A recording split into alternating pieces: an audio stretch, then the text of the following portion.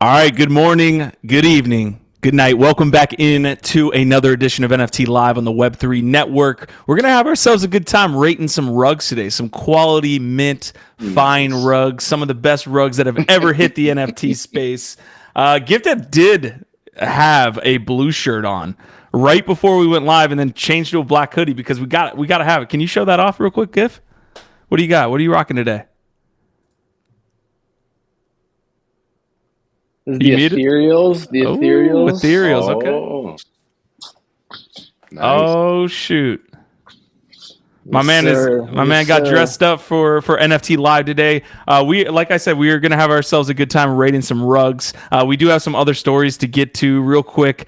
Celsius, there were some updates on that. All these months ago, all these years ago, when we were still kind of talking about the bankruptcy filings for a bunch of these lending platforms, we got some updates there.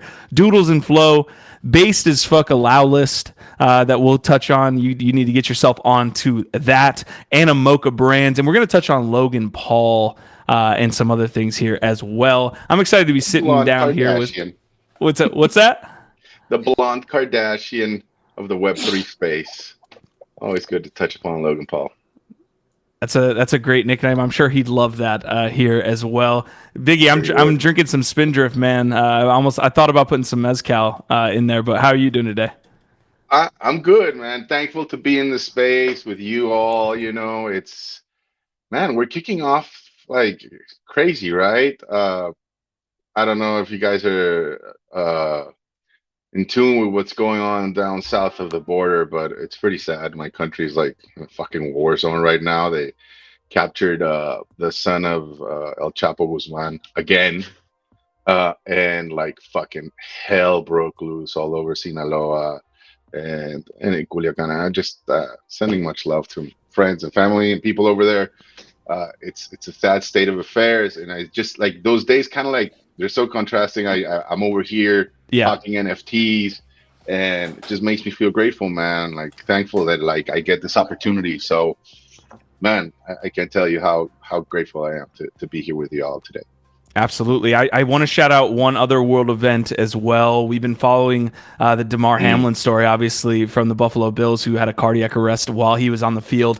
He's awake, holding hands with family members. His agent tells CNN that is a huge piece of news. Big prayers, big ups to Damar Hamlin, who has been going through that. So that was fucking awesome news. So we're starting off with some positive vibes here on the NFT Live. We ended on some contentious vibes there on the GM3 I morning was show. shocked to see you come out as like all of a sudden the voice of Solana FUD there on GM Web3. It just felt like a hard turn because for those of you who've been following along and paying attention, Q has been the protector. He's been the one who's really been standing up for all of the virtues of Solana over the past months. And all of a sudden, out of nowhere, he just decides to go in on our new like we finally have finally got a friend, Solana expert. We finally have somebody like who's deep into the Solana community who wants to come and participate. And Q's just like, well, do you see why it's fucking That's all I asked. That's all I asked. I said, do you see why the narrative is so poor around? But you didn't bring the data. I need to ping Lord Vitalik. Vitalik, please send me all of the projects that have ever launched on Ethereum, and that so I can actually put that up with all the rugs. Well, I think to you, like there were a couple. Right, Q? Yes, I need that Excel sheet, easily readable, please. There were a couple initial points. So first of all, I want to set this up as like what we're doing is I think setting the stage for an awesome conversation that we'll be having likely next week. We'll do a full Solana deep dive. What's the state of Solana? And talk about projects there that are doing well, what's good, what's bad, what's ugly. Try and really get more in the weeds on what's really happening over there. So we're not just talking at this high level budding or commenting on all the shit that's happening. We want to understand it more. So that's why, again, shout out Justin Murray, who actually came on the show today. He came on, brought some knowledge, brought some info, and we look forward to doing more of that in the coming days. But there were a couple initial interesting points that I think are worth calling out that, you know, we'll see if we can prove out with data over the coming weeks. One was like, is the ratio of number of projects to number of rugs meaningfully higher? Is it statistically significant how much higher the percentage, the ratio of rugs to good projects is? That's a good question, right? Because I think, Q, you feel like it might be, and that's part of the issue. So Justin more says, rugs well, than good projects, or what was No. the percent, we're talking percentages. Yeah, I want the hard data, Biggie. Percentages. Come on. I was gonna put on my like data over opinions hat, but I managed to tune in a little late to that show, but I heard enough of the conversation to be like, not the day for that hat. Yeah. Well, so that's one interesting point that we will look further into is what is the percentage of rug to like quality project or a legit project that's not a rug. How do you find that data? How do you even do that? I don't know, but like on Ethereum versus Tez versus Solana. All right, so hold on. That's the one point. And then the other point that you made, Q, or that came up that is interesting is, does the token itself, the crypto underlying it, how it operates, like Solana being much cheaper to operate on, make it more likely that ruggers are going to choose to go to that ecosystem or use that crypto for their projects? That's another good question too, right? Because you look at something like Polygon, there's a reason why there's so much more crap and garbage and you know, shitty malicious content coming through Polygon. It's because it's cheaper to transact there. The barrier of entry is much lower, and if you're going to spam and do crappy projects that like you don't really have any attachment to, you don't care if it goes anywhere or not, or if it actually succeeds, and you don't want to invest a lot of money up front into something high quality or long lasting, then you would go to a cheaper network. Does that mean that Solana is attracting more low quality projects and or rugs? It's a fair question. I don't know that we have the answer, but I think that we're going to look more into it, and I think that was an interesting point that was brought up.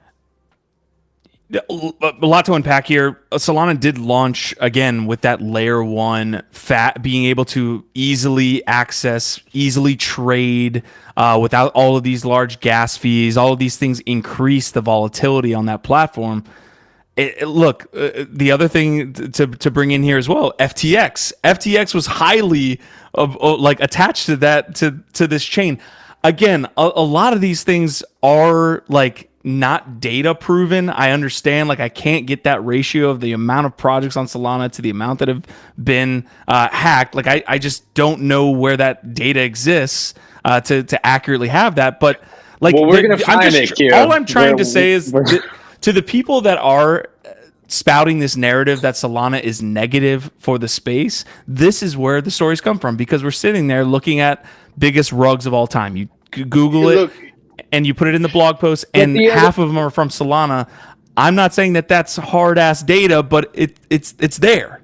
The other side of it also comes down to the fact that we're in a narrative-driven economy right now, right? Like it's an attention economy, and if the narrative is negative, which it has been, you just can't deny that the FTX contagion is still lingering in a lot of people's minds.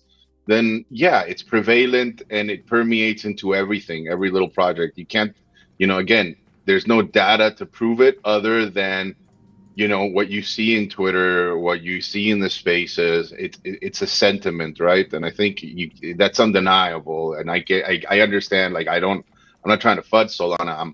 I still own assets in Solana. I hope Solana succeeds, and I'm confident that it will. But at the moment, I think it's cleansing time, and you need to flush a lot of shit down the toilet, including the SAM tokens, including the FTX token, including a lot of freaking NFT projects. It's not to say that they don't exist in other chains either, right? So yeah, I completely agree with that. I do think that there's a lot of cleanup to do here, and Bonk is doing that. Justin's in chat right now, so Justin Murray, give him a follow on Twitter as well. He's a good follow there. He's on multiple chains. He's blockchain agnostic like we are here, and does some deep dives. But he's talking about Bonk, which again, we've touched on it on the network already, and covered the launch of Bonk and how they're fucking printing some dollars over there, some G's.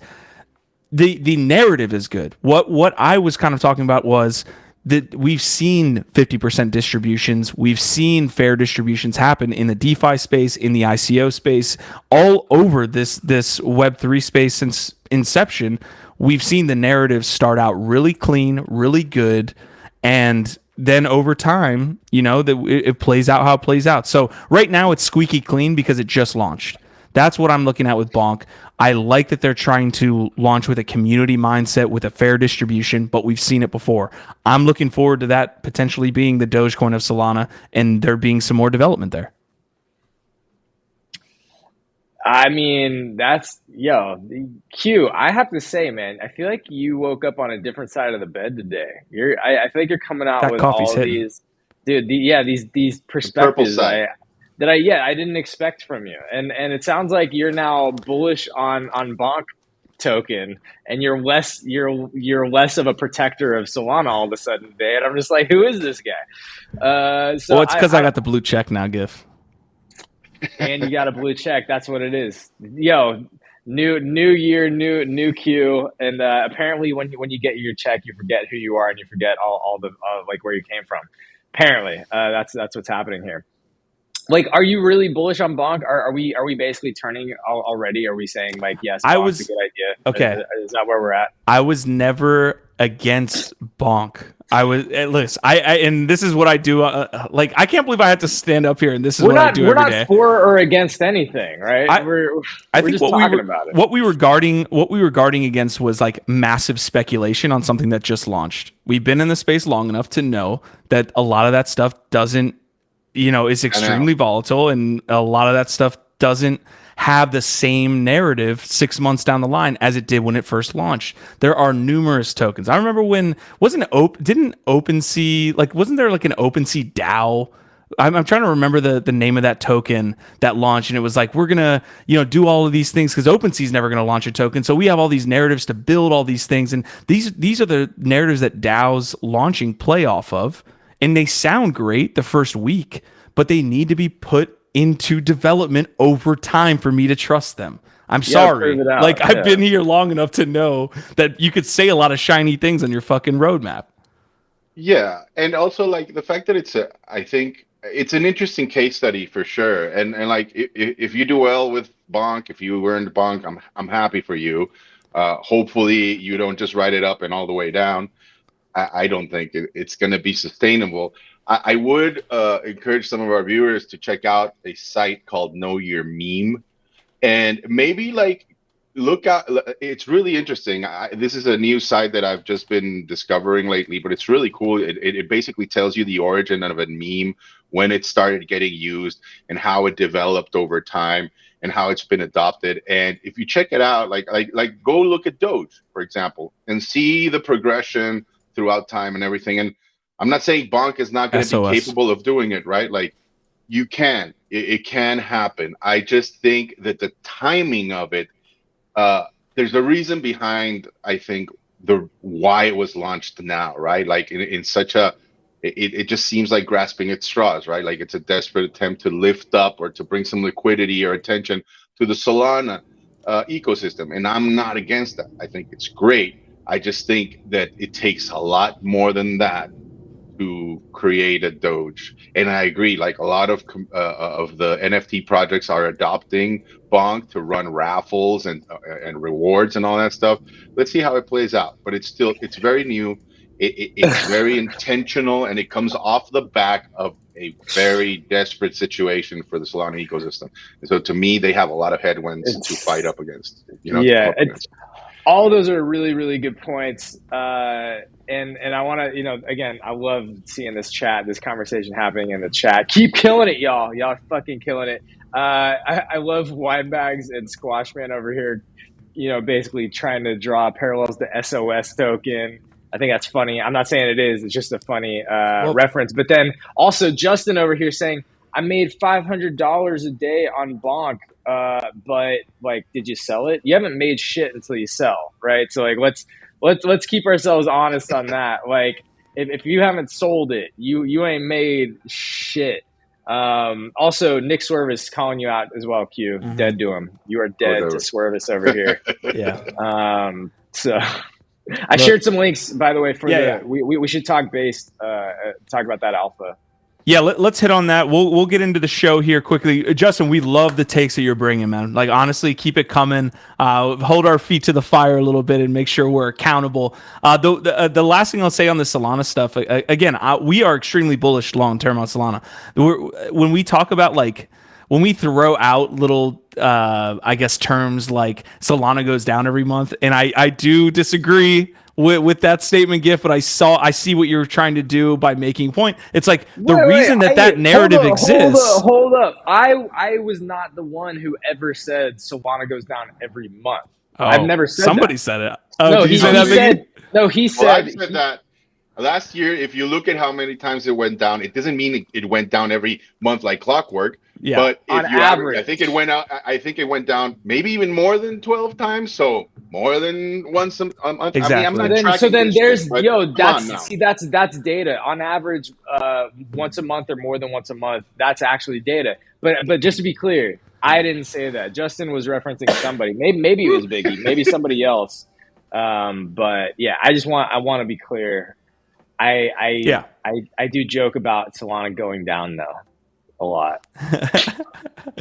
All right, so I want to answer one of the questions there. Do we own any Solana NFTs here? I do. Yes, I do. My friend. I have about $30,000 in Star Atlas NFTs. To Q's point, though, like, again, the reason why we talk about any of this shit is because we actually care about this shit succeeding and we want it to do better. Like, we want Solana to succeed long term. We like, just like Vitalik. We've talked about Vitalik recently tweeting. We understand that it's better to have more competition, successful layer ones, more quality projects and chains and experiences and communities.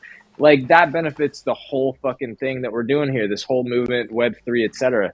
That's why we talk about this shit and we criticize when bad shit happens, not only because, like, sometimes we fucking lose money and our friends lose money and, like, it's awful, but it damages the space when there's a bunch of shitty behavior and bad products being sold to people. Like, we care about the space. So I think it's just important to also remember that's why we talk about this. That's why we're sitting up here on this fucking show 4 days a week doing this shit. We fucking care. Yeah. Quantum Variance asking, what is the utility of Bonk? Justin, you can lay that out. I know they had a bunch of, again, going back to that fair distribution piece and having the DAO have access to fund different proposals. That's what will happen, over the next coming quarters. That's what we're looking for, like that added utility to be able to say, hey, let's do some, things in this ecosystem. Let's build some things out that have ties to the token and can help this broader ecosystem. But we have to move on to our first story, which is going to be base as fuck. I'm gonna slow down the music here. I am going to get this trailer up. I want to make sure I'm getting the right trailer because now there's been multiple. Well, there's two. I kind of want to play them both because there's like a trailer and then there's sort of like a promo, and I think they both look kind of cool. And I don't think they're too long. Like I don't know. It's up to you, Q, if you want to play them both. No, we'll play them. I think it looks cool because I kind of want to dig into this and try and. This feels like I did successfully get on the pre-mint list. It's open for about 12 more hours, I think. So go get on the pre-mint list if this gets exciting to you. But because this is one of the first like projects that I'm finding out about getting on a list of this year, I actually want to dig into this and try and understand what's going on. All right, we'll see you guys on the other side.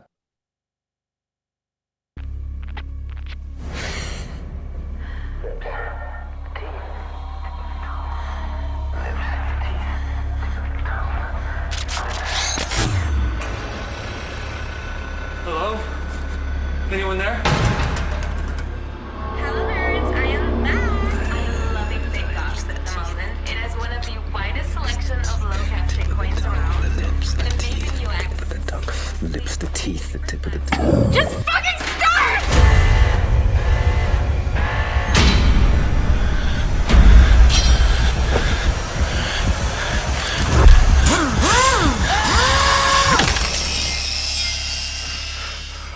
Little baby, don't say a word.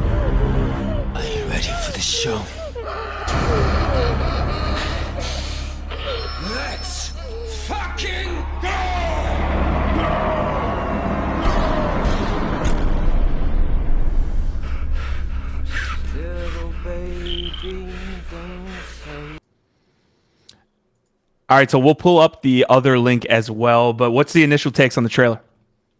Awesome.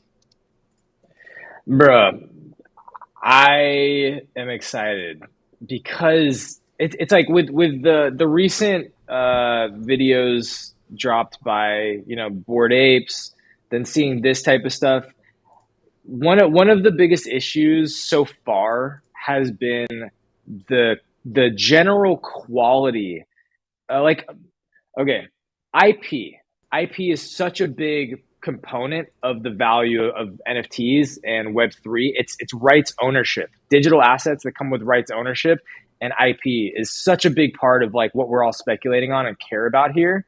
The storytelling, the narrative, and the quality of the IP. The general quality has been very low because you haven't seen it executed or carried out in these really high quality cinematic ways. And to start to see high quality cinematic storytelling with NFT IP coming to life now, that's fucking exciting as hell. It really gets me amped up. Yeah, the storytelling, it feels like, is getting an upgrade here. We saw a couple trailers from the other side as well that we were super hyped up about. Like, that's the stuff we want to see. We want to see this IP that we're all interacting with. The moon, like, I can't wait till Moonbirds gets into this animated storytelling and things like this. Is that something they want to do? We just want to see this IP in other mediums, and these are great. If you're not familiar with Supermassive as well, he has great videos, still probably archived there on the Defiant. That's where he was doing primarily a lot of his YouTube creations and doing explainer videos and all this stuff. Extremely talented, as you can see. He was the one that is obviously the brain child behind those videos, which we'll watch another one of. Biggie, what are your thoughts before I play the second trailer?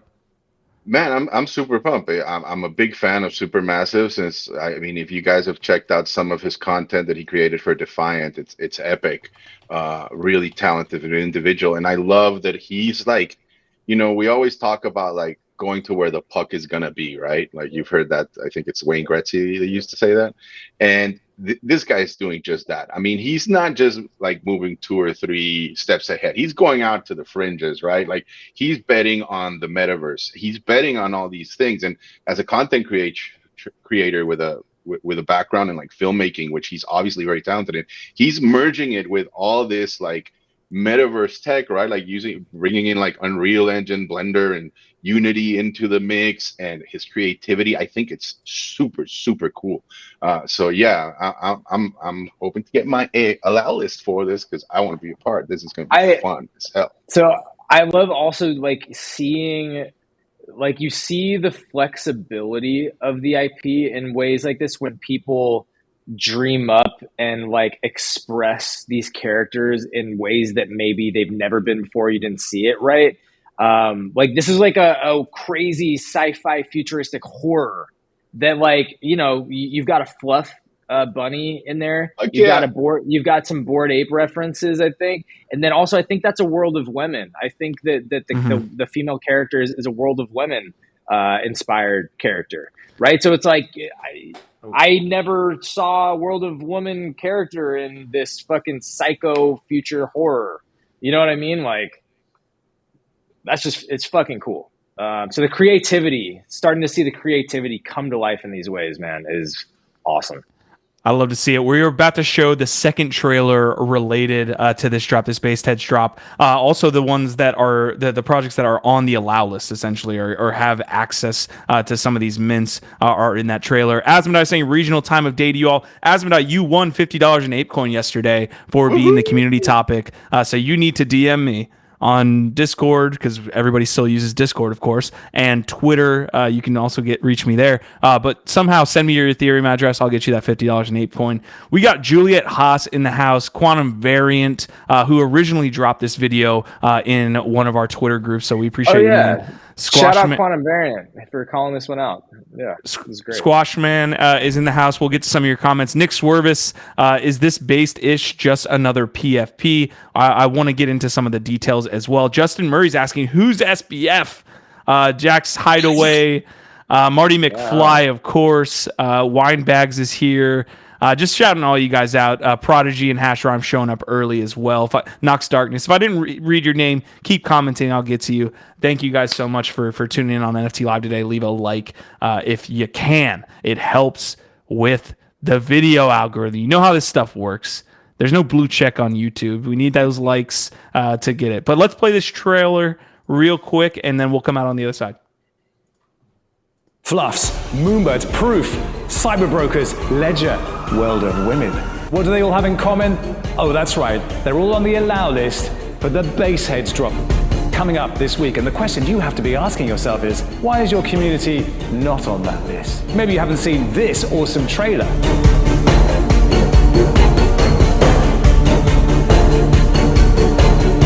Maybe you haven't seen this incredible sizzle reel.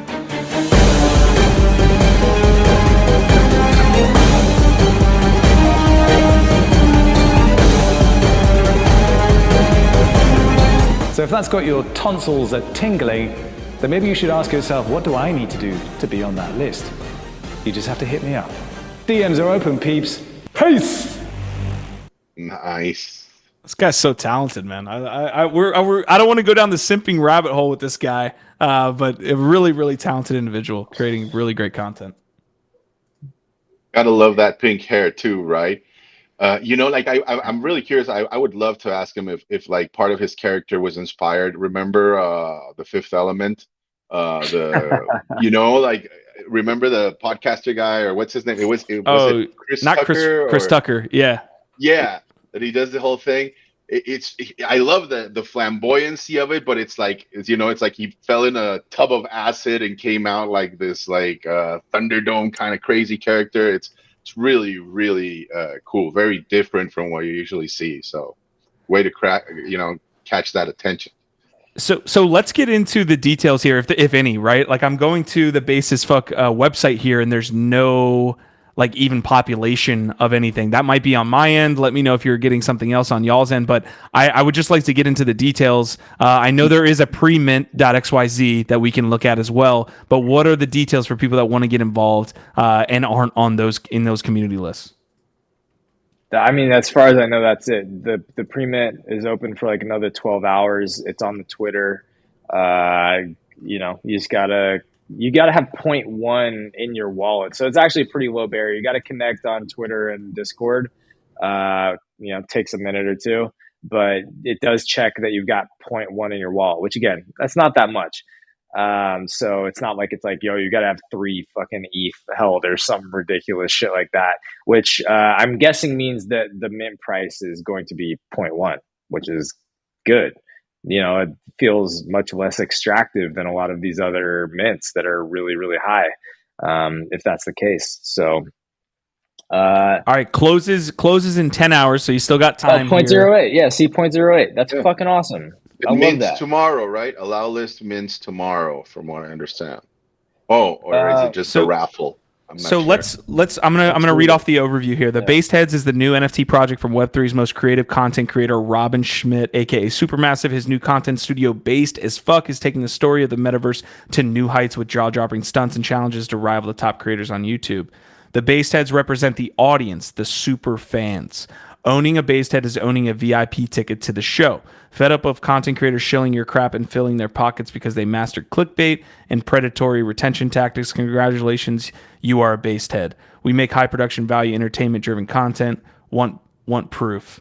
And we can get into a couple others here. So wallet balance, you need to join the Discord and you need to follow and like a tweet. It looks like those are the requirements that we're seeing here. Am I correct? Yeah. 0.1 ETH, but can you keep scrolling down? Let's finish reading this. Okay. Yeah. Can you read it? Yeah. Yeah. As a Based Head, you will be backstage. You will have access to the analytics and you can influence what we make. Best of all, you can be part of the show. Based Heads will be automatically eligible as contestants in our Metaverse productions like Manhunt. You can find Supermassive in the Metaverse. Can you find Supermassive in the Metaverse? We're going the Mr. Beast route and putting our money where our mouth is. Only Based Heads are eligible for exclusive one-off drops, MSCHF style. Mischief style? Okay. Originated in Trashland. the metaverse home of the base heads. The first of these will be Fraz Cola. Check this video for a glimpse of where this is going. Web3 is transforming the way content creators engage with their audiences. This is your chance to be part of the content revolution. Plus, they look pretty dope too. What's on the roadmap? Entertainment, access, exclusive content, and drops, and a barrel load of complete idiocy. Do you have the balls to mint a base head? Yeah, let's check out that link. We'll check out the link. I don't want to bring this back to Cock Punch because we've been talking. I actually, you know what? Fuck it. I'll bring it back to Cock Punch. Do it, so bro. We had a question in chat, right? Not Nick sort of saying, or maybe more of a statement, not trying to be negative or pre-fudding anything. What is the purpose of a base head? I think this looks a lot like what Tim Ferriss is trying to do with Cock Punch, right, Biggie? ELF, there's a little bit long fiction, right? That's what this is. I don't want to take any liberties with that, but I'm trying to make an analogy for people who are like, what is Supermassive doing here with this drop? But this seems like kind of along the same lines. Am I barking up the right tree, Biggie?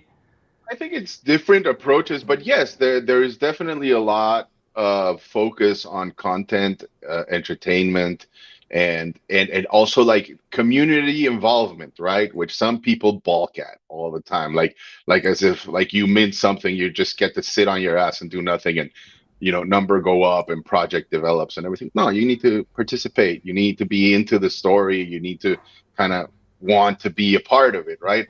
I definitely think that they have a lot of similar objectives. Having said that, I think at least for the time being, the way I'm wrapping my head around it is that like Supermassive is really going after this metaverse like content play, which I think is very unique. It's very far out there, I think Tim Ferriss is using a hybrid of sorts between like the community run Discord channel, his podcast, and then he's never made promises of any like metaverse or content creation, although we do get access to Blender files and everything. So there's a wink and a nod there to possibilities. Maybe not an initiative that he's going to take on, but somebody else could down the line, right? But yes, I agree with you, Q. There are a lot of parallels that can be drawn between these two projects. Marty McFly saying, well, it's already a lot more mature than Cock Punch, and he's also Web3 native. So Robin over Tim. I would agree with that. Like, I wasn't trying to make the exact analogy and say they're the exact same project. Robin has been in, or Supermassive has been in the space doing a lot more in Web3 than Tim. So, yeah. Mm-hmm. But I do think, I'm taking Tim Ferriss's acronym that he coined, but I think that's the sort of similar idea, whether or not Supermassive would take the ELF emergent long fiction name and be like, yeah, that's it. I think that's the same idea. It emerges over time through community involvement. It's about the storytelling. It's about expressing the IP. And there's not necessarily like, it seems like he, on the mature comment, I think it does seem like he's already developed this maybe to a point that I don't know how far Cock Punch has developed already. Maybe it's further than I know. I know they've got like a map and some different things and he's getting into the story, but it does feel like he's already got certain elements of this world and the story, like the Fraz Cola. We just saw that. I'm guessing that that's like a brand that exists in this crazy world, somehow that he's bringing to life, and he's telling the story again in different ways like that. And from different perspectives, bringing this, whatever this cyberpunk futuristic metaverse idea of his is to life. And it's fucking cool. And to me, this is what emergent long fiction is. There's not necessarily, I don't think, an end goal. Like, I don't know that he has like, hey, I know exactly where it's all going to go, already figured out. It'll come with time, and the community gets to be part of that. Yeah, and it's like a different approach. To answer Marty McFly's recent question, no, I haven't included my cocks in the fighting, but like it's a different approach of what you're saying, right? Like the community of Tim Ferriss's Cock Punch is using like chat GPT to basically dictate and create the fights that people are able to submit during the cockfight, and it's called the Ultimate Cockfighting Championship, right? And it's really cool. If you sit down and like listen to some of these, they're amazing, and they're narrated right live by some of the hosts of the Discord. It's really cool. I'm very curious to see what Supermassive does, or because it does hint that we're going to be able to participate in this narrative, right? And how that's going to be approached too, right? It's going to be really dope. All right, we have to continue to move on. I think Gif is reading the same comments I'm getting from Justin. Justin He's saying ETH Classic is the real ETH chain. Justin is making some hot statements, some bold statements. He says Ethereum itself is the biggest rug pull ever. When ETH2, LOL. Yeah, LOL is right. I mean, look, you know what? We're here to hear out all different perspectives, and that's one I haven't heard before. Ethereum being the rug pull itself.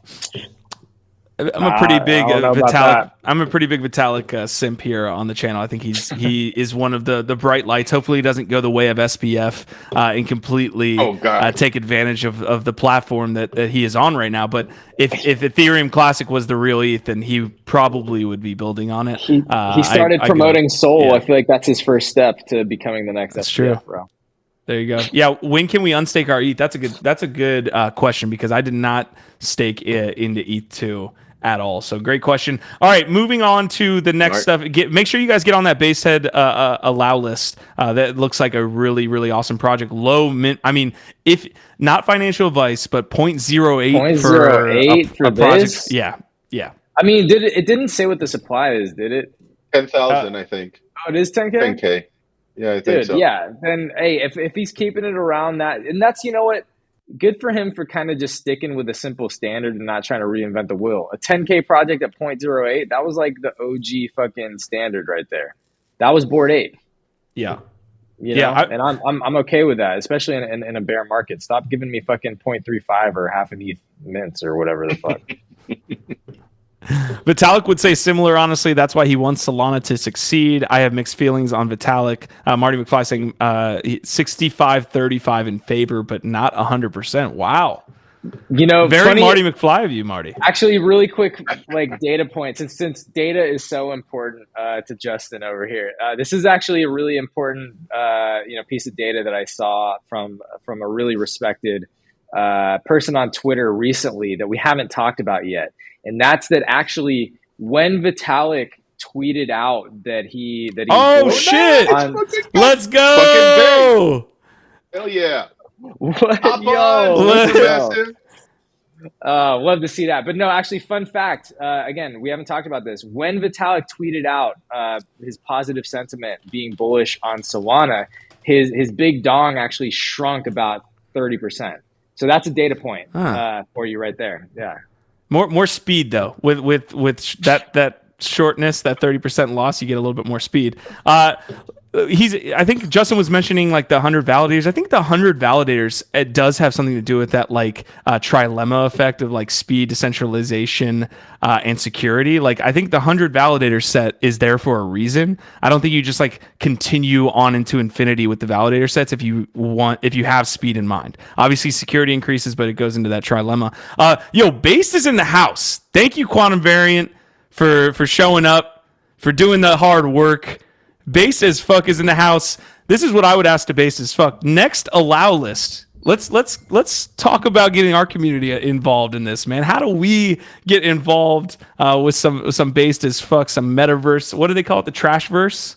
Is that what the Metaverse is called? Baseheads. Oh yeah, I don't know what the Metaverse is. I'll go back to it.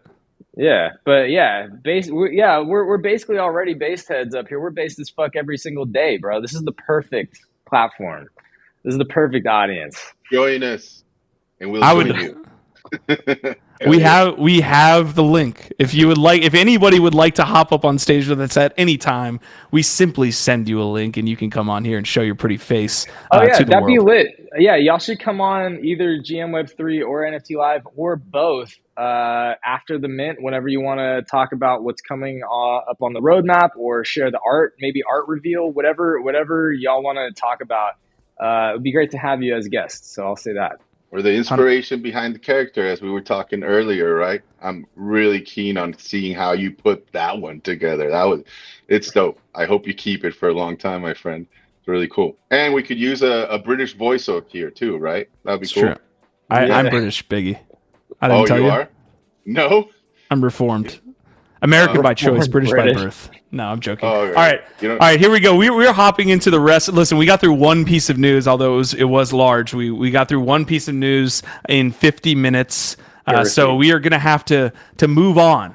Trashland. Thank you, Hash Rhymes. We're going to have to move on to the next piece. You know, overall, you're looking at this in the last 30 days, and I'm actually very surprised that we've rebounded a little bit. You know, there's a bunch of reasons and things to unpack as to why the space is not like we could have continued down and no one would have batted an eye. It's hopium. It's a new year. You get that bump.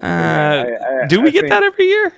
I think usually when you start a new year, there's a bunch of new anticipation and energy, and you see a little bit. Like beginning of last year was like great times for NFTs. Beginning of last year was like wasn't that like the start of the bear market? No, that wasn't until That was like, March, April when it turned. No, beginning of last year was like rolling in it, bro. It was killing it. I was flipping left and right. I think I flipped fucking close to 100 NFTs just in the first like month or two. So I want to link this. I think there's something wrong with the CyberKong's chart here because it's up 1,000%. I don't know if that's correct. So we'll kind of leave it there. But let's go into some of these other like bigger projects. Beans is up. Azuki was up huge today. All you have to do to go up 1,000% is go from $1 to $10. So you know, maths. Possible. Yeah. Maths. All right. Let's see. A couple others that I want to touch on. Valhalla, obviously, we've been touching on. Let's see. I wanted to get into Proof Collective. Bored Ape Kennel Club is been going up. Pudgy Penguins up 70%. Duplicators. So Doodles ecosystem there. Fluff World. So just a lot of good movement in the NFT space. In my opinion, like I don't really subscribe to like the new year. We're gonna get a pump every time. Like that's not. I just know that this space was going on a trajectory in November that it was like very doom and gloom. Obviously, we were dealing with the fallout from FTX. I'm surprised at this turnaround as we sit here in January today. That website is NFT Price Floor, right? Yeah, NFTPriceFloor.com. I'm down for other tools. Gifted wanted to talk about tools. Dude, real quick on that, because we did a 2023 collector's guide this morning on Web3, where we just talked about different strategies, different tools. What are you doing, to try and, kill it as an NFT collector specifically in 2023? I have to say, I was surprised that like most people basically are just using the basic tools built into OpenSea right now, or Blur, or whatever marketplace tools, which maybe I shouldn't be that surprised. It seems like that's been a trend, is that already a lot of these marketplaces, they're seeing like, hey, we can keep more of the traffic on our platform by just adding in more of these different analytics tools. And they've been doing that. So it seems like most of them are just using those, and that like also that rarity is not really a focus a lot of the time. It's mostly now just like aesthetics within your price range. And that's like, seems to be the vast majority of people buying. They're just like, hey, what's on the floor? What's around the floor? And do I like it? Is it something I want in my wallet? And other than that, like, I was just surprised that there wasn't that much else mentioned. The one other good tool, it sounds like, it's like an alpha group sort of platform, was WGMI.ai or .io. WGMI.io. That I think was Marty McFly. But yeah, I was just kind of surprised. Like I was using a lot of tools last year, especially during the bull market. Not so much. Biggie, you using any tools just to wrap up that quick topic? Yeah, your basics. I like using Mintify a lot for my stats and all that stuff. But yeah, I think you can. When it comes to the tools, it's like they're not gonna fucking make you like 10 times better or anything. That they give you a bit of an edge, but I subscribe to the keep it simple rule. Like I could give you a whole list, and I don't use 95% of them. In the end, just stick to the basics. Pick a good one, the reputable one. You good to go. All right, we're gonna move on to the next piece. Come on, Justin, you got to work with us here, man. Like we're. I thought we were blockchain agnostic here. We're this. covering ETH projects that have the we- most volume in the entire space. We found our new professional wrestler, bro. So you know what? It's perfect true. timing because Marty McFly That's has true. turned over a new. Getting a run for his money. Marty turned over a new leaf for 2023, and he's a newer, more refined, nicer version of himself, which we love. We love all versions of Marty, but Marty was the one that was bringing in the like heavy wrestler like energy, aggro, just like I'm gonna fucking like throw out as many just totally inflammatory comments as I can. Justin, take the belt, bro. Be the wrestler for us, because we need some of that energy, especially as long as you're coming at Q. At Q all day. Zerian's a great tool. Thank you for shouting that out. And Yeah, Prodigy's asking 100%. what tools does Justin use? Justin is the new Marty. Okay, real quick, and I say real quick, but I know we're an hour into the show and we need to hit quick news. So, Biggie, get us started here. We got some updates from Celsius, that borrow lender application and service that went bankrupt, and now we have an update. Give it to us. Well, I mean, I think unfortunately, it's a little bit more of the same of what we've been talking about since last year, right? And we're starting to see this, right, with Celsius and with SBF pleading not guilty. There's and I'm sure SBF will have some type of legal claims to point to that basically absolve him of any responsibility, right? Because that's what a lot of these guys do, right? Like they get like really talented lawyers to write in all kinds of caveats and loopholes, basically, that absolve them of any responsibility. It's sad to see, but it's just, I think in the end, to me, it's just another argument for why we need this technology to be decentralized and to allow for self-sovereignty, right? And one more that I would add to that I hadn't really thought about until recently, that somebody brought it up, is if you own any assets on Nifty Gateway, might behoove you to withdraw them from there, since the whole Gemini scandal still going on. It's unresolved, but again, we've seen right now with Celsius and people's BTCs basically being said, they were basically told that due to the terms that their customers agreed to, all the BTC that they lost belongs to Celsius, right? You don't want that to happen to you. And so I would say, if you hold anything in Nifty Gateway, which is owned by Gemini, maybe you want anything that's worth it for you, like maybe withdraw it from there, because I would not be surprised if they get into deep waters, that they'll have no qualms whatsoever in taking your assets and claiming them for themselves. And I'm sure there's something written in the big legal document that says that that's okay and you agree to it. So take your shit out of it. Retail investors always get fucked at the end of the day. It's very rarely the institutions or the VCs or the banks or the founders. It's almost always the retail people that come in, they check off the box, they agree to the terms of service to use the platform, whatever.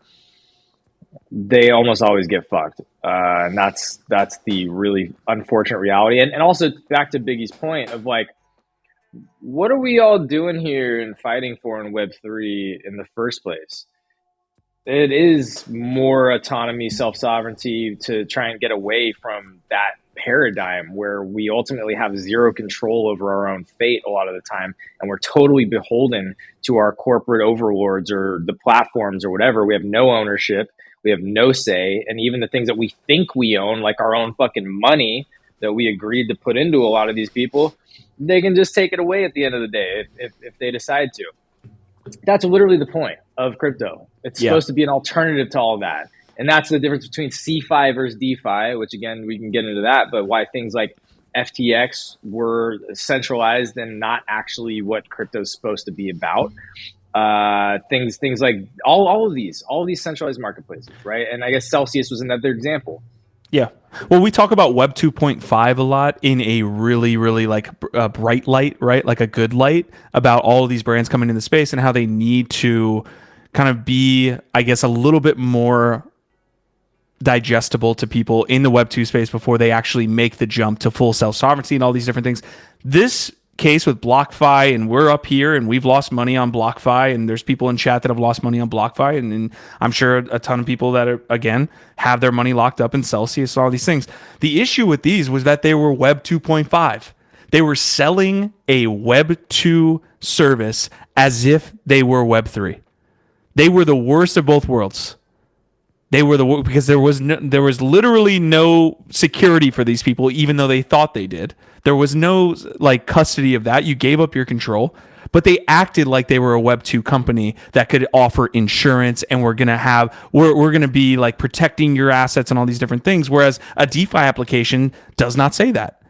At no point is it saying like, hey, we offer this insurance or anything like that. You're simply trusting the code. These people sold a centralized service as if it were some type of like self-sovereignty, some self-custody, asset. And that's how they, maybe not in the small print that they sold, but the narrative they sold, where I think Celsius was like, be your own bank. What was Celsius's like main thing? What was their main slogan? Debank. Yeah, I'm sure it was some, I'm looking this shit up. We care about our customers bullcrap, right? Unbank yourself. Unbank yourself. Yeah. By giving it to a fucking bank. Like that's what I'm saying. They're wolf in sheep's clothing.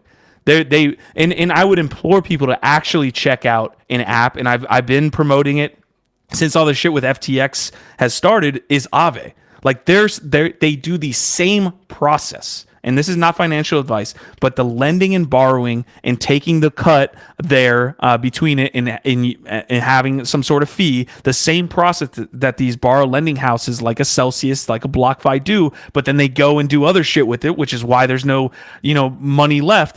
That doesn't happen with a DeFi protocol. It's all very transparent. You can get paid on a rolling basis if you want to lend out your money, and you do take a security risk. You do take the code risk, but it's all in plain black and white as far as who's touching that money and things like this. So that's what I would say. Take a look at it, Aave. If you want to earn 3-4%, again, this is not financial advice, on what you have, then and you can take that risk, then that's what I would do, because there are options out there that do not lead to you losing completely all of your money. Like that's it, and that's what they'll say on Capitol Hill now. Is they'll look at this cryptocurrency. It wasn't about cryptocurrency. It had nothing to do about the decentralized assets, the Bitcoin, the Ethereum. It had everything to do with the centralized actors that gain custody of those assets. Hey Q, and do you know what Aave means in Norwegian? Is it? I think ghost, isn't it? Like That's ghost, right? And what would be the pet mascot or NFT of Aave? I'm just curious. If they were to have one. Avagotchi. Yeah, even I got that one. Your slacking gift. But also, everything that Q you were just saying. This is why we should support politicians, representatives like Tom Emmer, who was like the one dude, while everybody else was using a chance to fucking suck up to their bank lobbyists and their overlords and use the congressional panel about FTX to basically provide a bunch of misinformation about crypto and rehash a bunch of negative FUD from fucking 10 years ago. Tom Emmer was the one dude up there who was like, this is a failure of centralization, which is literally what crypto and decentralization solves for. Fucking Tom Emmer is like one of the only politicians that I've ever followed on Twitter who fucking nailed it. And by the way, it's not about crypto. Remember, this is about centralized finance. DeFi is the point. They're going after Yo. decentralized finance. This is not what it's about. Right. It's not about the crypto Right. industry. This is about Sam Bankman-Fried. It's about the regulator, Gary Gensler, and it's about centralized finance, which needs to be brought under our regulatory umbrella. Yeah. And Gary Gensler has done nothing to make that happen. And I really hope you guys bring in Silicon Valley, which I think plays a major role in this, and a whole bunch of other things that have ripped off the American public. Congressman, again, congratulations. I'm glad. Talk about based head right there, dude. Tom Emmer is based as fuck. Get him on Seriously? the allow list. No, seriously, he should be on the allow list. He should have his own based head like trait in the collection, like whatever. The point is, we need more politicians like this, and if you actually care about the future of any of this stuff, we need to make sure that there's some smart people talking sense in our capital. Unfortunately, I fucking hate politics, but like, look, this is a dude that I'll be like, you know what? Let's fucking go, Tom Emmer. I'm on Team Emmer. All right, we're going to get into our next story. Again, quick news, quick episode, Jacob. We do have a reason why duplicators might be popping off. Let's go into this, Biggie. Tell me what's going on with Pranksy, duplicators, and Flow, because we're blockchain agnostic.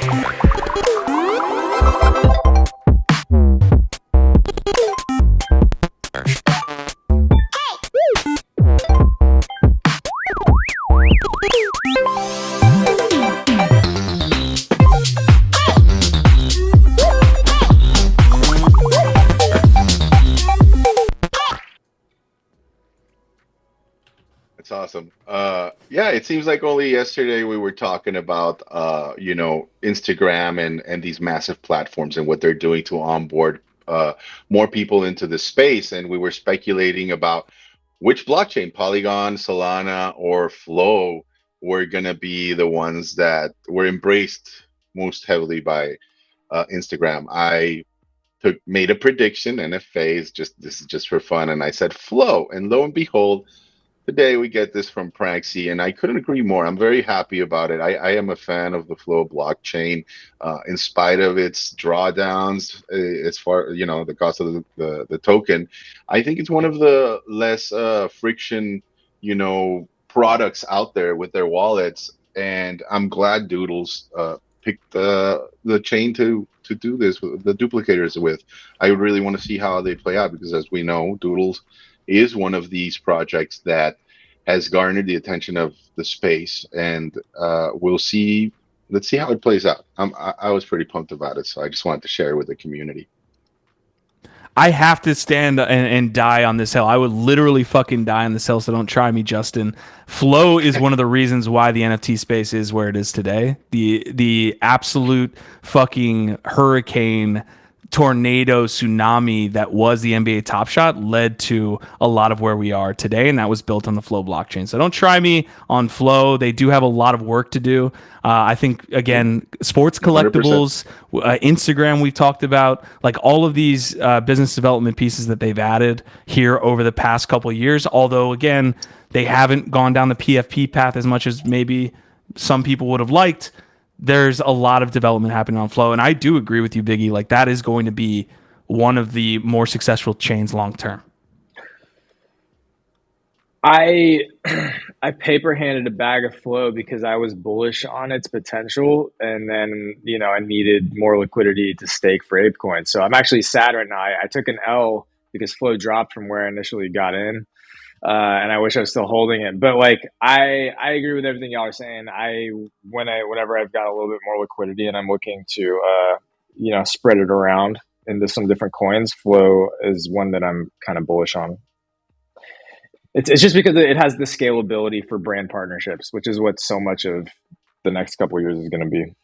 Yeah, I think they've done a good job on that business development front too. When you can sit in a room with, again, when I talk about sports, because that's another example, right? When you can be at UFC, NFL, NBA, like those are major ways to onboard. We're talking about onboarding all the time, and they've done that. And Biggie, you mentioned when you were talking about Flow, they do, although it's taking a little bit of a hit. They had guys like Ben Morrow on. They had Web3 native individuals creating on the platform. It just really hasn't taken hold.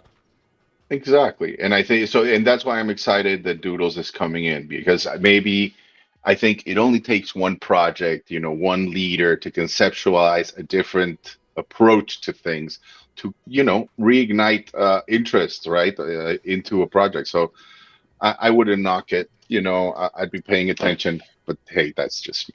I think one of the things that like I'm noticing more now, given the experience that we've got doing this, is like understanding that there are distinct types, like communities, obviously, but like distinct sort of genres of NFTs, and not all of them work on certain blockchains the same, right? And I think it's like, oh, it sounds kind of obvious when you say it that way, but like this is what I've been trying to say about Solana that I think Justin obviously doesn't agree with.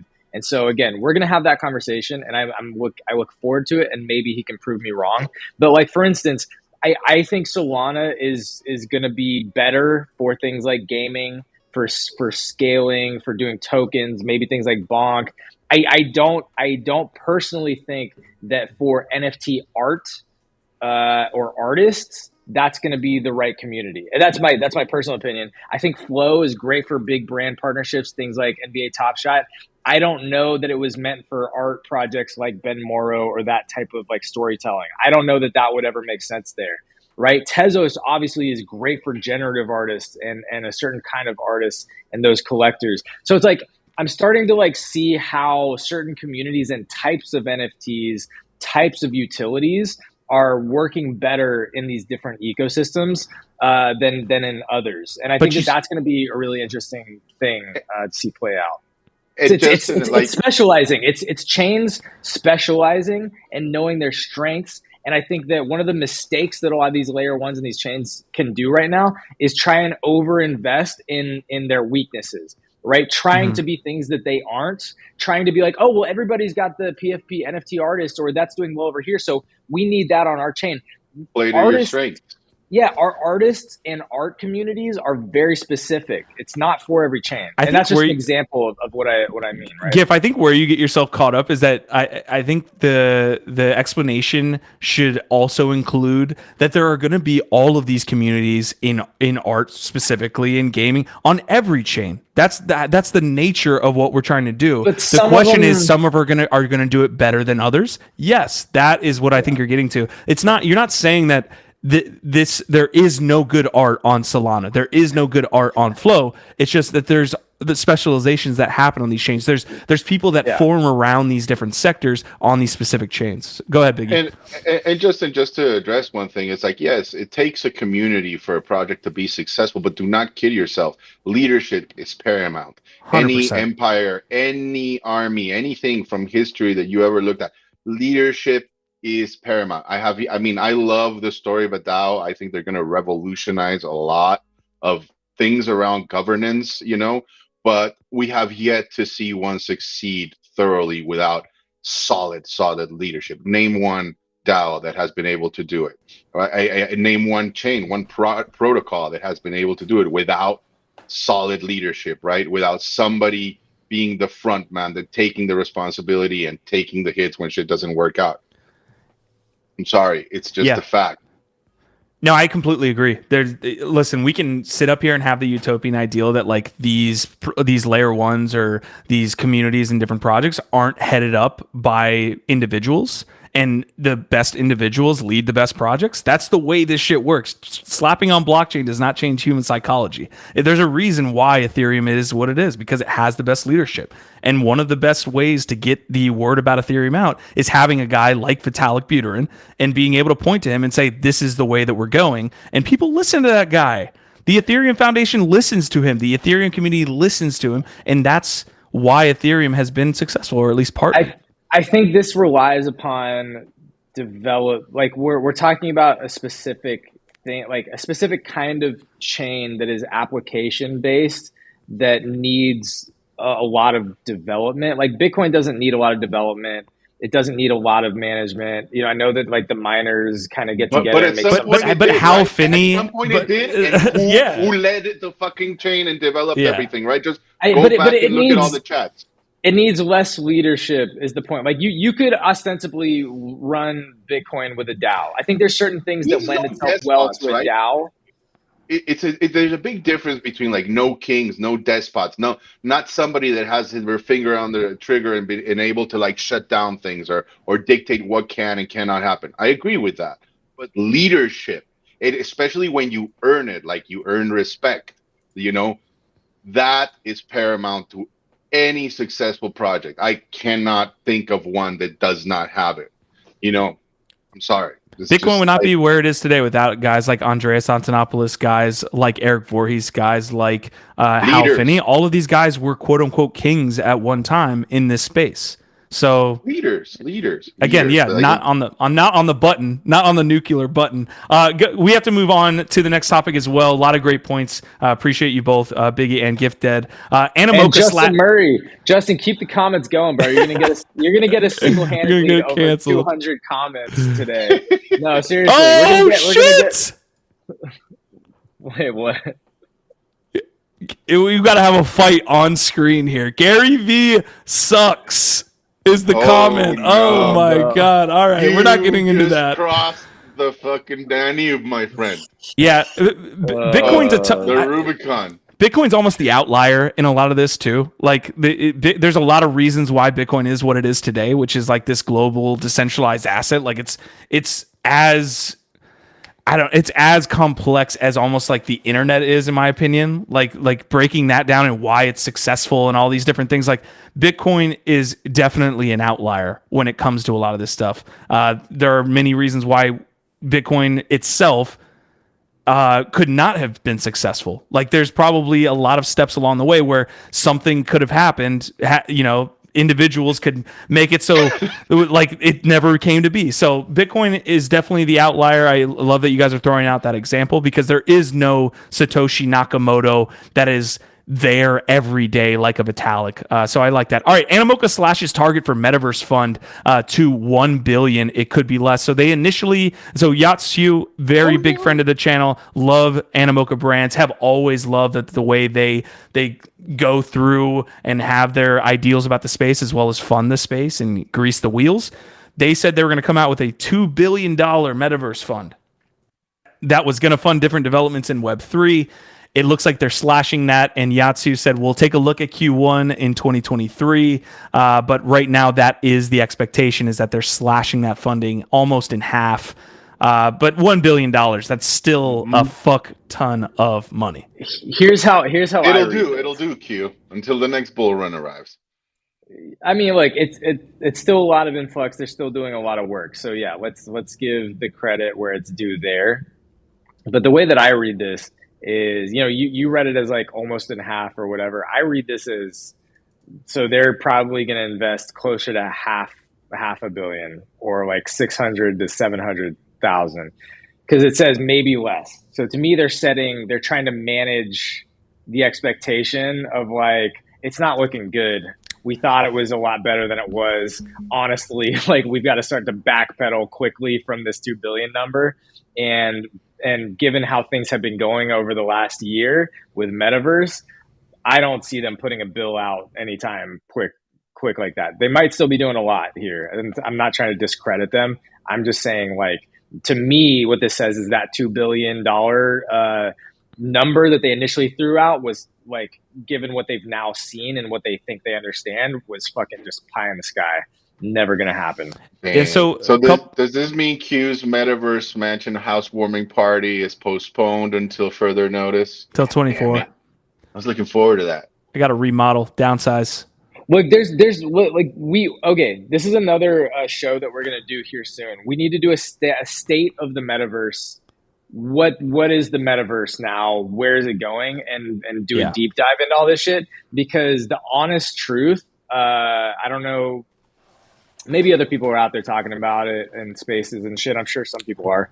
The honest truth is, like, adoption is just nowhere. It is not there. Yeah. Like these virtual worlds are basically fucking dead zones. They're basically like, there's like 10 people in Crypto Voxel. You know what I mean? It's like, well, hold on. There are projects that are doing things in Crypto Voxels that have the whip meetup. There's not. I'm talking about the actual adoption of daily and monthly active usership is not where it needs to be, not even close. And that is the value of these things.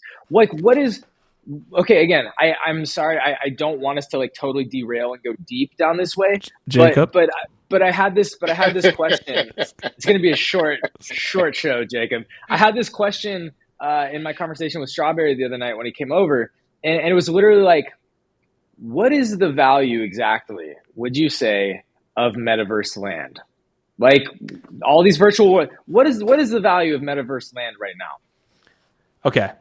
That is a large question, a big one to unpack. The one thing I will say is if you went to New York City in like 1650, there was nothing there. There was nothing there, and now it is the preeminent city in the entire world. And or in one of the, obviously, I don't want to be too Americanized here on our show. I know we have a lot of international people, but what I say to a lot of people is like, hold on. It's buying here. So getting back to the New York piece, it's like if you bought real estate then, somebody was probably coming up to you and saying, what is here? What's happening here? But if you held on to that shit, you'd have generational wealth times 100x. Here's another example: the internet. When the internet first existed, and you got up all of these domains that essentially can be analogized to a real estate, then someone would come up and say, "What are you doing? Why are you buying this stuff?" I get all of that, and I think you're making good points.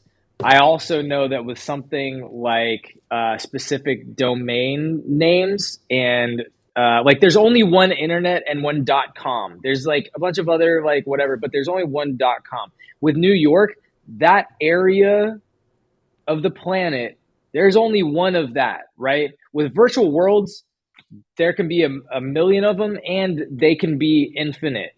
You can create a New York in 1,000 different virtual worlds now. So but the features that go along with that. I agree that it's 100. It's very speculative, right? Like, I mean, anybody that's investing, just like you are with crypto, right?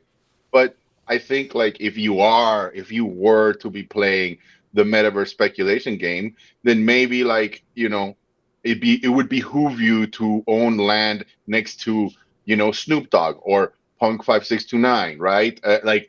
That the possibilities of them being builders in that space and creating something significant, meaningful that'll draw a lot of foot traffic or whatever it might be, and you having land adjacent to them, you could say, hey, that's not a bad bet to make. Regardless of the fact that you're speculating on something that, like you said, is infinite, but I think the gravitas of certain entities in the space that are speculating in these different worlds, I think it gets the attention of the rest of the people to join in on this speculation, right? And I think you can't. It's very hard to value this land at the moment, but I think one of the ways, and I think if you go to these metaverses and look at which ones are the most valuable ones, they're the ones that are adjacent to like brand names or personalities in the space, right? I'm holding a bunch of I've got several other deeds, and I'm bullish on that more than any others because I have a general idea of this open World of Warcraft and the amount of development and time that's going into creating something really unique with an economy with its own token that's already successful. That's what you're betting on. Okay, I'm betting on that more than anything else right now. But there's all these others. What timeline are you going to give these other virtual worlds to actually get some real active usership? Because like you mentioned the New York idea, like that's 500 600 years of development there. The internet, that was 30 not 40. 500 600 years. I will say that's my timeline for this metaverse thing. So that's what I mean. What timeline are we looking at before you're like, oof, like 10 years, I think 5 to 10 years, I think, is the sober approach. If you're looking at it from an investment point, like lens, right? Like I think that's before all this liquid VC money that was enabled through crypto happened. Whenever you invested in a private company or business, if you're a VC or an angel, you're expecting a 5-10 year trajectory to see this thing blossom into something significant. But the reality is most VCs, when they shell out a bunch of money, they're looking at 2 years, maybe 3 year timelines to get their money returned, and then they're fucking out. This, no, that's tech, dude. If you don't get like solid adoption when you launch within a short amount of time, they're not going to keep shelling out millions of fucking dollars to keep that shit alive. They've got a bunch of other projects. So most of these tech companies don't have 5 to 10 years to prove a concept.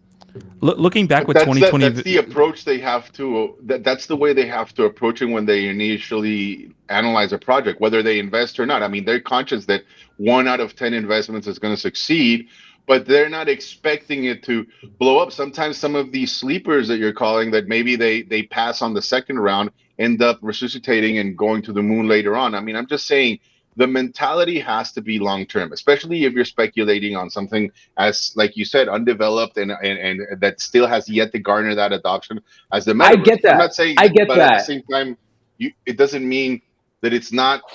I don't think, like, I mean, really going back to base as fuck right now, right? Like, he's betting on this. It's very fringe. I don't think like the real fruits of this labor is going to happen like a year or 2 down the line. Like, I mean, we're all going to be part of the narrative, and we're going to be creating content. Did he say that he's building out a virtual world? Like, I get he's building out a metaverse. The definition of metaverse is one of the reasons why this conversation is so convoluted, because it's gaming. Yeah, but that's little m metaverse virtual world. That's why I keep using virtual worlds, right? That's the you were talking about land in particular, you know, and I honestly, man, I think with looking back with 2020 vision, COVID had a lot to do with the metaverse actually kind of coming to fruition, because we were all chilling at home. Not many people could get out. We were all looking for this. And at the same time, we need another pandemic. But I'm just saying, looking back with 2020 vision, I think the people selling these metaverse projects were able to go off of that narrative because of where we were in that timeline. I think it had something to do with it. To the mention about, like, you can create infinite New Yorks, I think that's just kind of like, it's a little bit of a false kind of way to look at it, because, like, I'll give you an example. Like, if you did create, if you did create, for example, a digital, like, owned World of Warcraft, right? And it's owned, one is owned by Blizzard and the other is owned by some bumfuck AAA company, whatever. And they said, hey, look, we have the exact same world. It looks the exact same. Come and do this on our platform. That doesn't make it World of Warcraft, that's what you're betting. That's what you're betting on. Like, I don't think the ability to recreate land is not the right way to look at this. It's the ability to draw people and to value that land, to spend time in that land, right? And who's going to do that if not, like, the entertainment that we already follow IRL, right? Y'all are making my point for me. It's going to take a while. How are we making the point that I was trying to make? Because the point I was trying to make is that with virtual worlds now, you can spin up a million different ways, and they're not actually scarce. There's only one of certain things. And actually, the original New York, what I was trying to say, there's only one of that for very specific reasons, because that is at a point on our only one world that is very unique and actually is a place that traffics a lot of imports, exports, people coming through that area. That is a port. That is a portal. That is why New York became one of the biggest cities in the fucking world, because it is a unique spot on a unique planet, and you do not have that same level of guarantee when you can spin up a bunch of virtual worlds that can have as much land as they decide that they want to have. So that was the point I was trying to make, and I feel like y'all are basically making the same point. Anyway, Sam, we're talking past each other. I think we're talking about the same thing, but we're also, like, kind of like hitting on fringes of different things that we think about the metaverse. Like, dude, I sold a fucking sandbox land for like $100K. So, like, I know the value of investing in these metaverse lands, and the reason I did that was because I think Sandbox, if it does what it needs to do, can be a New York. There's also LA. There's also London. There's also interoperability is going to be, I think, the key to that. It's just going to be able to capture the attention of people that want to spend time there and use it and build there. And I think there are some people that are more capable than others. And I think, yes, don't depend on these people to do everything for you, but maybe pay attention and follow to it. Because to go back to the point about how long it's going to take, I think as investors, that I hope most of us are here, like, you should come into these things, these investments, with a long-term view and horizon of it, right? But when you say, like, stuff like the tech isn't there, right, Gif? And I agree, it isn't. But to think that the trajectory of the development of that tech isn't speeding up at an exponential level right now. Just look at the things that are going on with AI. We haven't even been a year with access to Chat GPT, and already people are using it to solve like crazy programming problems, stuff on to solve things on the medicine front. We saw it with COVID.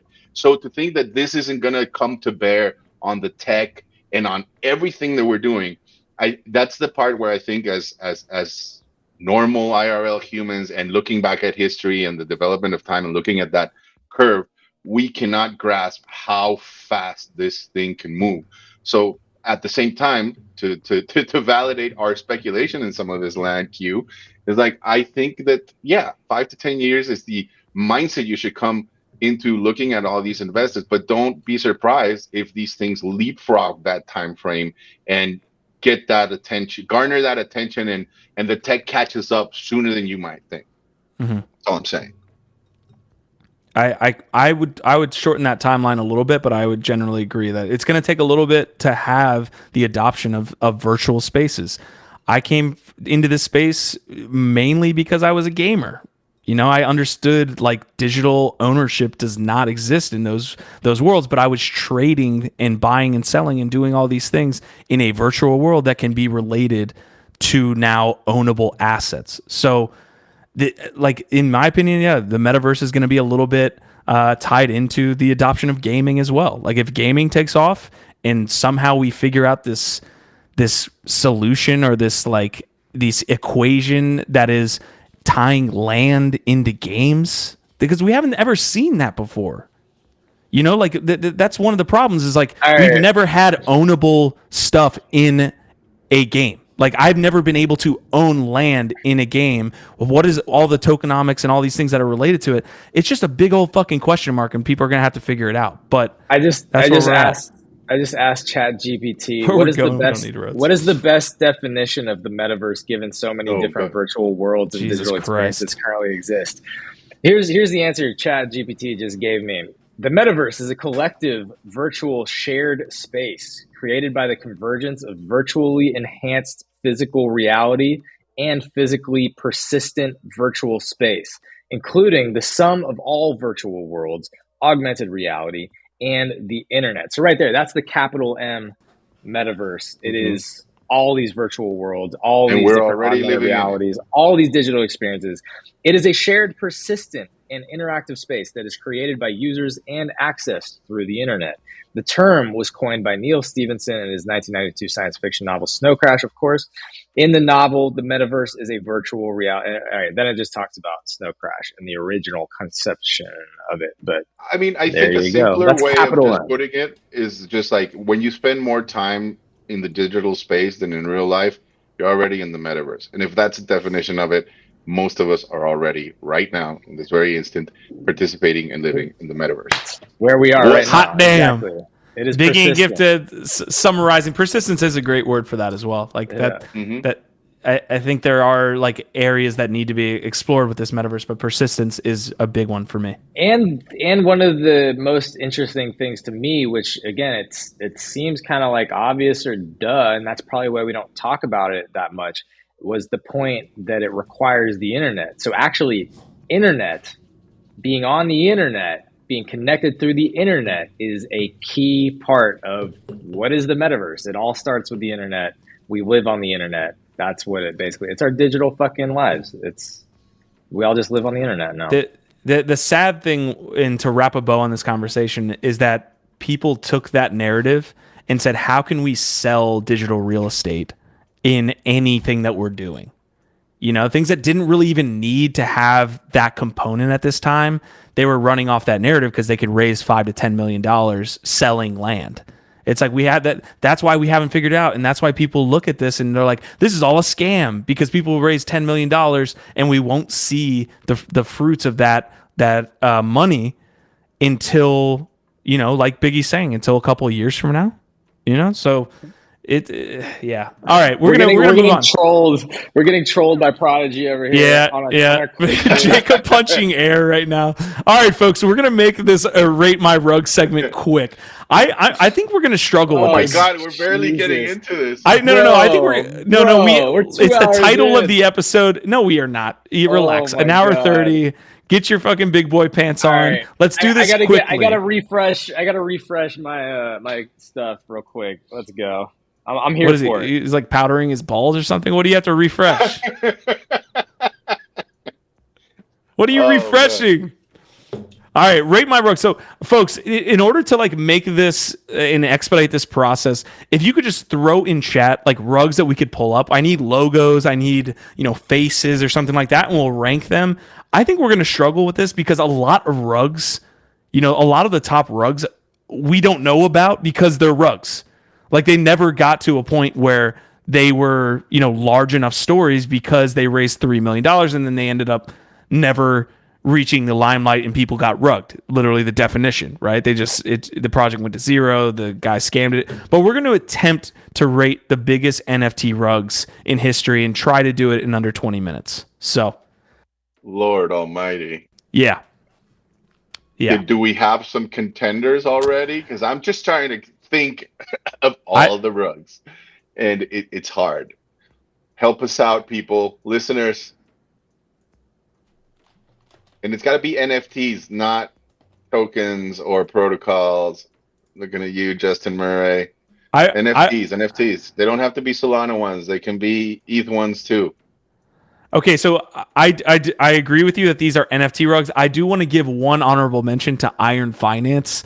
Iron Finance was a DeFi protocol that led to the capitulation of the man, the myth, the legend, Mark Cuban. So I do want to give that shout out. Any rug that can lead to Mark Cuban capitulating, I'll give you that. That was a benevolent rug, in other words, Q. It was, yeah. Thank you for doing it, I guess. All right, Logan Paul. So we're mentioning this one. Crypto Zoo has been in the news with CoffeeZilla calling it out. Where does the Logan Paul rug rank on this list? We have to start Z. First. Oh, you're back? How are your balls? Wait. We got, dude, my balls are fucking amazing. Are you kidding? Thanks for asking. I didn't know you cared. I'll make sure to give regular checkups. Ooh, Metaverse. On my balls. No, like here's what's really confusing about this that we have to clarify up front. Is an S tier rug the worst rug, or what is a best rug? Google these ratings. Look, Google these ratings, like these rating tier lists, and I swear to God, I looked for one that had green at S and red as D, and there's none. There's nothing. But does S tier rug mean it was the worst? Yes. Or the best? The worst. Okay, so S tier. Yetis. So best means it's actually the worst, is what I'm trying to get at. This is the top rugs. What is the number one rug? You're getting okay. So biggest. Are you looking at this? let's just go biggest. So like biggest, worst, best, quote unquote, is the biggest and worst rugs, the most ridiculous. Is the other like this is what's awesome. Appreciate you guys. Keep them coming, guys. You guys are lighting up the chat. Yeah. We need this. Mechaverse. So is Other Deeds a rug? This is what we have to. Was the Other Deeds mint a rug? No. But so many people got fucked on the gas situation with Other Deeds. Like it could Other Deed mint. So Other do Deed we mint. define a rug as like the point at where the founder leaves or says that he learned or he has a gambling problem and therefore cannot continue? Like in my opinion, is when the project dies and the founders disappear with your monies and you don't get what you pay for, right? Could that be the rug? I don't know. Making people KYC for the other side is S tier. Oof, 888, man. 888. Still kicking, but the term rug is used so loosely in this space. 100%. So we gotta rein it in, because you can definitely, by the broad definition of rug, claim that the other side gas fees rug the entire fucking WAGMI ethos and the entire space. But I don't think that that really qualifies by the strict definition of what a rug is, which is more what Biggie's talking about, which is when founders make a bunch of promises, take a bunch of money, and then disappear on a project. And by that definition, other side is definitely not a rug. So I would, do we know? Does anyone in chat know? Do you two know Frosties? Because this came up multiple times on a lot of the different articles that were like top 5, top 10. That's not Tom Billy. I don't know it. Whatever happened to Tom Billy was fucking Christmas shit. Hold on. No, they had some in-person events. I looked at it. The Impact Theory. What was it called? Merry Mods. They had some cool shit that happened this Christmas. So, fuck yeah. I love Tom Billy. Any Beanie project, any Zagabond project is being mentioned. All right. I need more. What are we getting? Let's definitely put Zagabond's face up here. Well, let me open up my DGen wallet and I think 888, look at my hidden folder. 888 was a big one. The only time I've actually gotten rugged is Shocker. No, I'm just kidding, Justin. Shocker on Solana. Me and Ronan Ronan and Crypto Buffalo heavily aped into a project called Soul Cities. It was like it looked kind of like the other deeds. You had like land that was trait based and they were going to do all this like cool shit with it. And you were going to have like cooler land. And like that's where you kind of speculated on like, I want to have the land with the best resource, all that stuff. The project absolutely rugged. They just left. And yeah, that was the only time I've ever been physically rugged in this space. Have you guys been physically rugged? Holy shit! No. Wait, physically rugged? Have you ever literally been rugged by a project that you invested anywhere between like $100 to $1,000 and just that project fucking died? Yeah. Yeah. Sure. Like rug. Yeah, what yeah. project? Rug. I've got a bunch of them in my wallet, but I don't like. I'm trying to think of like what the bigger ones were.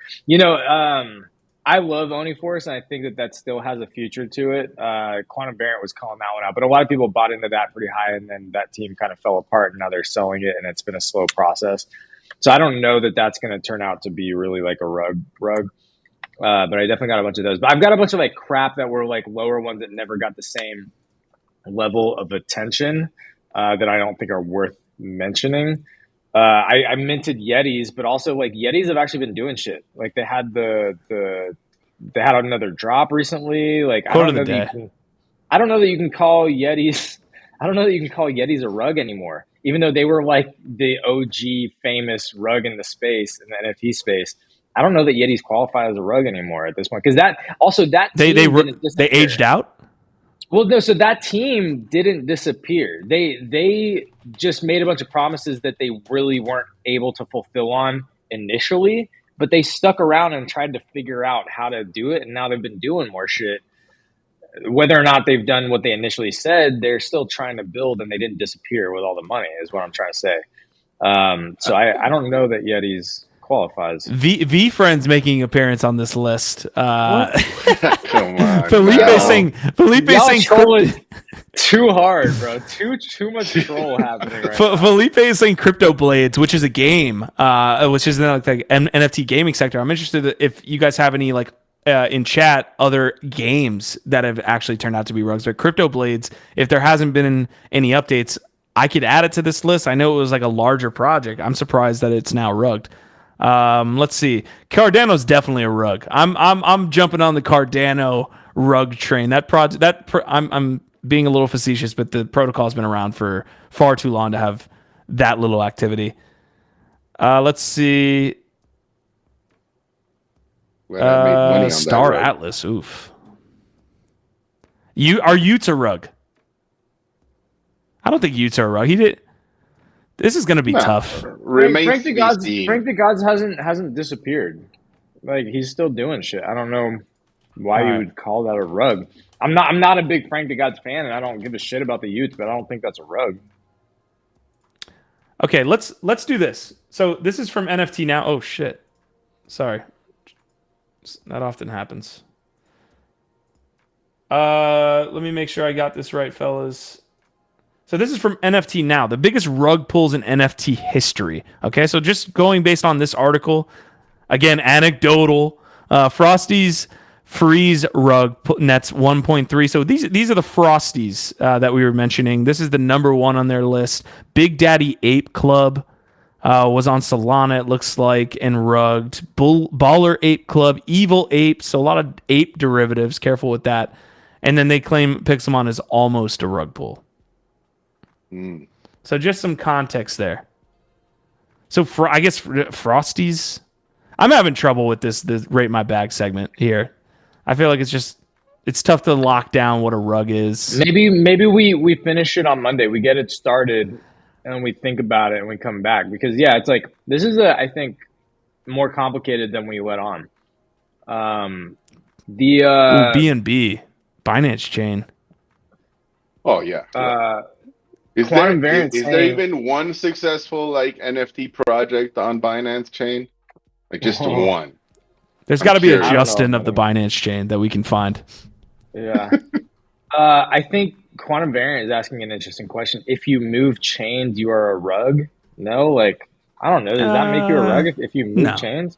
Not with good intentions. So. Well, not even that. It's like, again, you're not disappearing and just taking money and not doing anything. Like, so I don't know. All right. Another list here. This is from Pastel.network. Iconics.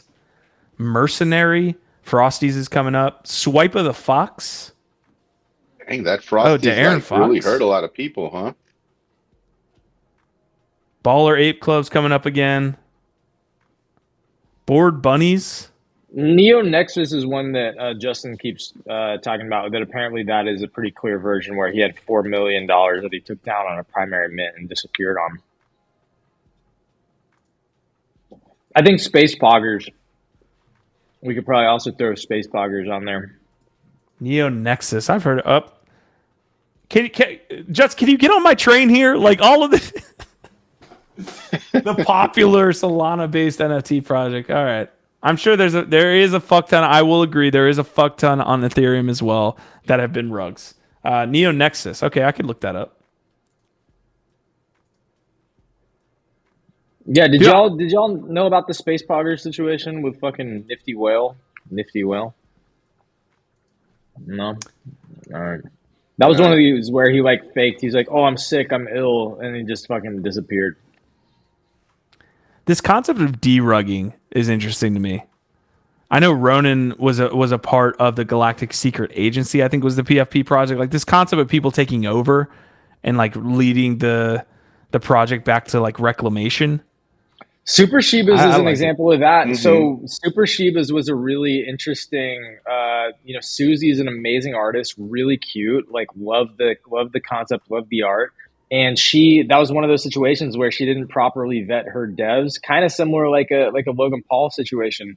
She didn't know what she was doing and hired some untrustworthy devs, and they basically kind of fucked her and took over control of the wallet and made it impossible for her to keep going. So it basically was like totally fucked. And now some of my friends in the space, Shoke and Brian Brinkman, I've never met Brian, but I know Shoke pretty well. They went through a whole process of mediating it and then buying out the contract from the devs, and they're going to be bringing new life to that. So that's like derugging, a bad situation. So I think that is an interesting concept. We'll see if Logan Paul can derug his own shit. I'm not holding my breath. This is from the NeoNexus piece as well. This is the actual tweet from neonexus.world. It is with a heavy heart that we must inform you that we can no longer continue healthy development of the project. We would like to hand over $4 million after taking $4 million on a primary the project. In good conscience, heavy heart. We just can't keep going. Cue the Frank de Gods. We're deeply sorry. Thank you so much, Solana. Dear Solana community, thank you. Nick Alluvium's in the house. Shout out to Alluvium, one of the better DAOs in the NFT gaming sector for sure. Really like Alluvium and what they're doing over there. This is 100% the situation. I think the lack of due diligence on Logan. So many DAOs took over rug projects. That's a really cool aspect of the space. Is like the ability to like not have a project die that people are like invested in because of the decentralized aspect of what we're doing in Web3. It's pretty cool. You wouldn't see that in like a Web2 company. Like it would just literally go away, not have any type of like community handoff or anything like that. I think we got an in or over our heads on the rate my rug. I don't know where to even begin. Let's get Neo Nexus and Space Poggers on there. I mean, maybe we throw on. It's a vast world of rugs. I think that's the issue.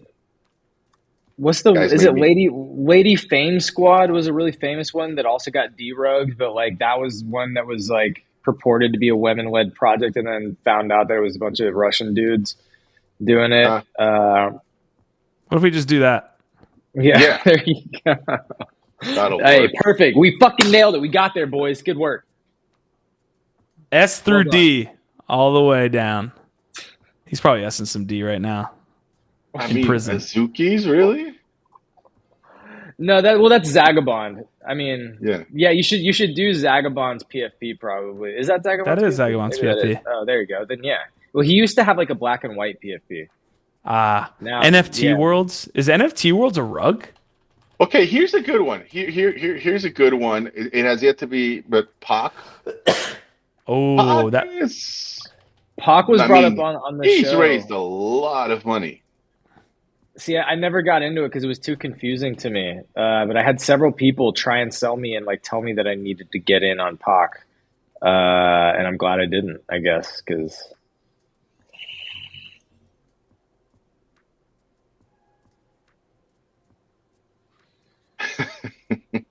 I'm doing a little art creation there. That's the extent of my art creativity. F1 Delta licensing rug was hard. That was not a fault, I think, of Animoca or anything like that. But yeah, they like sold a bunch of car like F1s, and then F1 pulled the plug on the copyright, the licensing. Ooh. So like they had to like reimburse people. It was really weird. You know what was a fucking okay. Talking about again, I just ignore them. They just sit in my wallet. That's why I'm like, when you ask me, I'm like, I don't know, so many. I've got a wallet full of fucking rugs that I've minted. But you know, here's one that I just remembered. What was it? It was like the famous skulls. Do y'all remember that one? So this was like a pretty hyped. This was a pretty hyped project, and basically it was a cool artist that created cool art. Except it was pretty early on, and you know people still didn't fully understand. Like, yeah, copyright still fucking matters. And basically, he had recreated a bunch of famous cartoons, and they got fucking totally like DMCA'd almost as soon as it minted out. And they had to replace all of the artwork with like some shitty, just like crap. And so it basically got DMCA'd and ruined because it was all parodying, you know, famous other IPs. I'll find it. I'll find it and send it to you.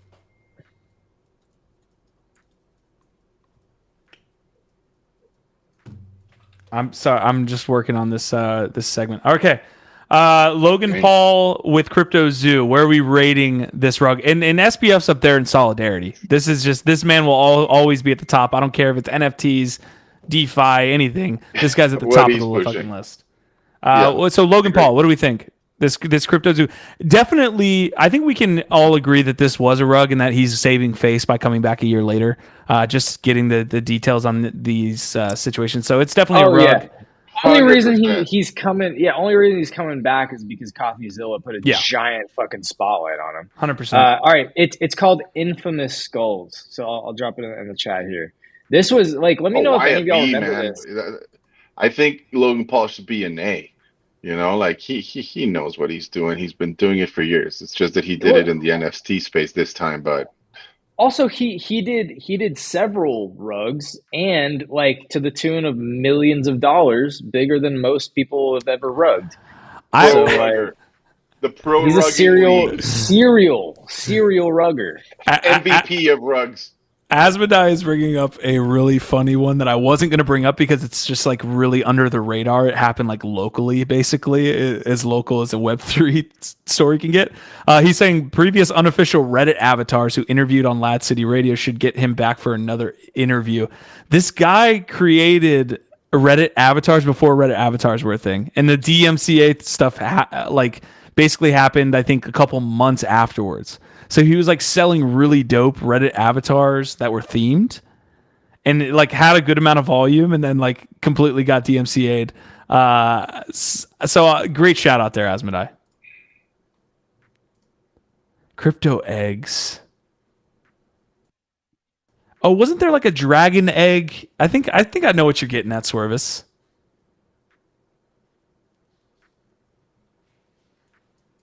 This is the hardest rate my bags of all time for. Okay, so here are three that we specifically know about, or at least I specifically know about.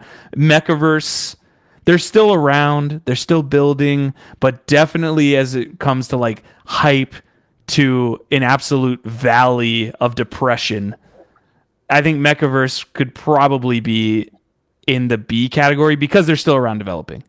But I could see it lower. Sure.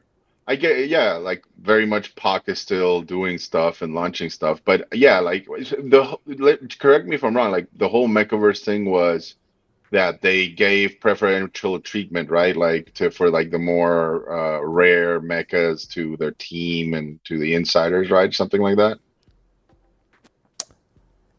I see.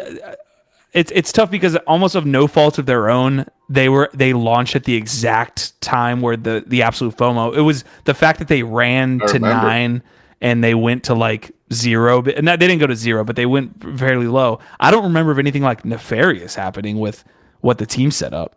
Okay. Is that what you're saying? You're saying they offered? Yeah. So they held back. Yeah, I think like they basically held back like the rare mechas for the team and for insiders, influencers, whatever. I'm not right. I may not be right. That's why I'm asking our audience or you guys. I recall, it was something like that. Let's see. Galactic Apes. So Galactic Apes was mentioned by NFT Now. Street Fighter on wax. We got some OGs in the house. Galactic Apes was one of those that I was looking at and was like gonna mint on, and then I just missed it for some reason. Like I wasn't around, so I'm glad I missed that one. This guy's what's the other? What about Jeffrey the Giraffe? You can't call that a rug yet. Not yet. Not yet. We're not there yet. We'll come back to this one in a couple months. We'll update this like every other month because we know there will be more. Okay, Galactic Apes I will get on this list because we've seen them multiple times. Dude, is that? I like, how do you rank it then? Yeah, we're in deep water here. Yeah, definitely. So who's the DNP3 is this new guy that gambled away all of his investor funds from several projects. So apparently this famous Twitch streamer DNP3 used funds to actively participate in gambling and just announced we have NFT God in our chat right now, Camp Taylor. That's awesome. Hell no, yeah. it isn't. I thought it was for a second. No, Camp Taylor. It's very similar to the NFT God NFT. I was like, damn. So, dope.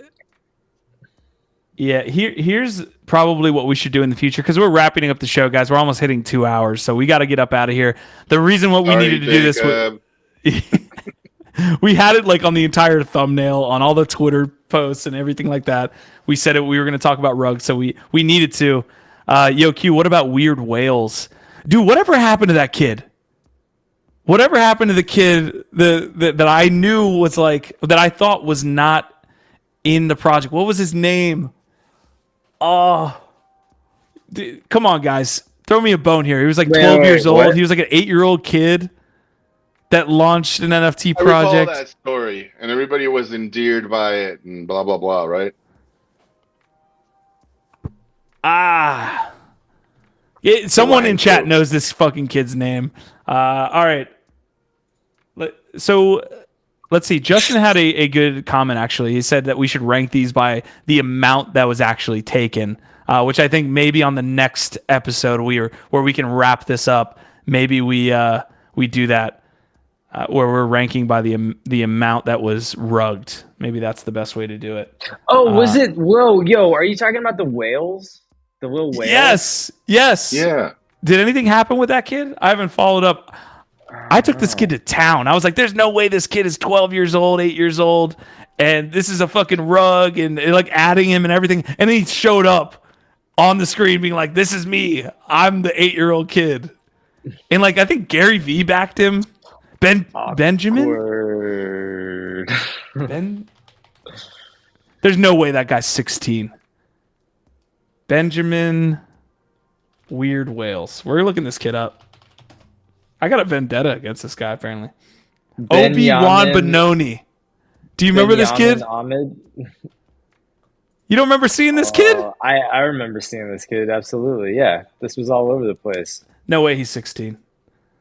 Let's see. Weird Whales. We're diving in, folks.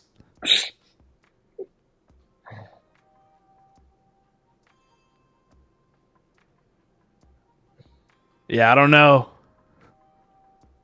Throw me a bone with the utility, Benoni. Jesus. All right. How much did he make off of it? A fuck ton. Sold out. All that. That doesn't, I mean, selling out doesn't necessarily mean you made a lot. And secondary can be worth something, but not always.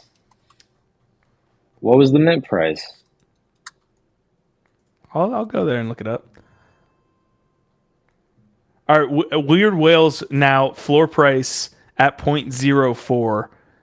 50% unique ownership. Is there? Yeah. Not bad for a rug. It's not bad. Yeah, almost. I mean, close to 2,000 ETH on secondary volume is a lot. Yeah, like I don't know if I'd call this a rug. That chart's like, looking ruggy. He's a kid trying to build. It's not easy. It's a bear market for everybody. This is what most projects are looking like right now. If he didn't just like stack millions of dollars and disappear, then I wouldn't call it a rug. Okay. All right. We'll leave Benoni off the list, even though I want to continue my What do you have against this little kid, Q? What is like going on? So this thing happened. This thing launched at the exact same time. You just don't like his face, bro. No, you just got like beef with his face. You're just like, fuck that kid. What was Snoop Dogg's alternate account? What was the Snoop Dogg alternate account name? Cosimo Medici. This was the same time that people were claiming. To this day, people still think Cosimo Medici is somehow Snoop Dogg putting on his like Gigabrain hat and like tweeting out an entirely different way than he tweets. This came out at the same time. So I was like, let's stop treating these fake people. I thought it was a fucking rug. Okay, I'm sorry, Benoni. I'm sorry. I don't know. Look, Nick Swerves is over here like, no, this is malicious. I don't know enough about this kid. Maybe he is an evil fucking genius, and Q read him right. Q took one look at his face. Is like, I don't trust it. I don't trust this little fucker. How could maybe the 12-year-old kid could pull this off, but I think what Nick is getting at is that he probably had like somebody behind the scenes that was like doing it all for him, and he was the front man to a multinational coke ring. I'm on to you, Benoni. Yo, CoffeeZilla. Look into fucking Benoni. Look into the Weird Whales next, CoffeeZilla. We need you. Okay, folks, we are getting up out of here. I'm sorry to everyone who tuned in today for a very analytical and algorithmic approach to rating my rugs. The scientific approach that we take on this list. This is what we got. This was the final product, fellas. So just absolutely. No, we're gonna let's flesh this out on Monday. Let's come back to this. Sleep on it. Everybody, go think about all of your rugs. Go dream about all the times you've been a rug, and That's come your back. homework. Yeah, that's your homework. Come back with all of your favorite rugs, and we'll flesh it out. We'll finish it. I'm gonna be dreaming about. No, okay, I'm not going. It's gonna I'm not be a going painful there. journey for all of us. Oh, you're gonna be dreaming about rug? Is that what you're saying? No, You're dreaming no, I about wasn't. somebody's rug in particular. Nope. Nifty Q, you've got a girlfriend. I'm waving at her right now. All right. Anyways, Biggie Poppins, any last words to the great folks that have tuned in this entire 2-hour and 3-minute episode? Any Thank you last for thoughts? being with us. Thank you for all your comments and participation. Shout out to Justin Murray and Prodigy and Nick that I think took the cake. We missed you, Marty. I know you were in there, but man, these guys definitely opaqued your the standard you've set. Definitely turning a new leaf there. But thank you for being there with us, and we'll see you next week. I'm looking forward to it. Gift Ed, what you got? What else can I say? Another amazing show. First week of 2023, ladies and degenerates, and we could not have done it without each and every one of you tuning in, trolling us in the comments. We appreciate it more than you know, and I cannot wait to come back and get rugged all over again with each of you next week. We're going to be talking about it. But yo, GM Web3 will return. We got some stuff in the works. We're working on some new shows. Actually, Nifty Q, I didn't even tell you this. Got hit up by a friend who wants to potentially do a show on the network that we're going to be talking later today. So anyway, we're working on a bunch of stuff. Keep building with us. We appreciate you. Our vibe, our tribe. We'll see you next week. Like the video if you haven't. Otherwise, you're a rug.